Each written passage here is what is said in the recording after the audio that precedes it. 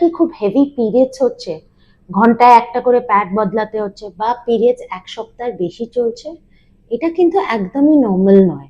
নমস্কার, আমি doctor Rimjhim Pal, consultant gynaecologist, obstetrician and laparoscopic surgeon.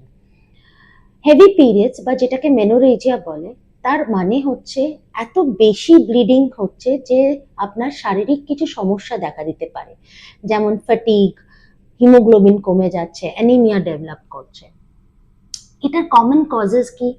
Thyroid problems হতে পারে, হরমোনাল ইমব্যালেন্স, ওয়েট গেইন, খারাপ লাইফস্টাইল, ইউট্রাইন ফাইব্রয়েডস, পলিপস, কিছু ব্লাড ক্লটিং ডিসঅর্ডার্স হতে পারে, কিছু ওষুধ খাওয়ার জন্য এগুলো হতে পারে। এটা কিন্তু একদমই ট্রিটেবল একটা সিচুয়েশন। আপনার গাইনোকোলজিস্ট একটা আল্ট্রাসাউন্ড দেবে, কিছু ব্লাড টেস্ট দেবে এবং কিছু ওষুধ দেবে ব্লিডিংটাকে কমানোর জন্য। তাই যদি আপনার মেনোরেজিয়া হচ্ছে, এত বেশি ব্লিডিং হচ্ছে যে আপনার স্বাভাবিক জীবনযাপনটাই খারাপ হয়ে যাচ্ছে, তাহলে সেটাকে ইগনোর করবেন না। আজকেই নিজের গাইনোকোলজিস্ট দেখান। Thank you so much.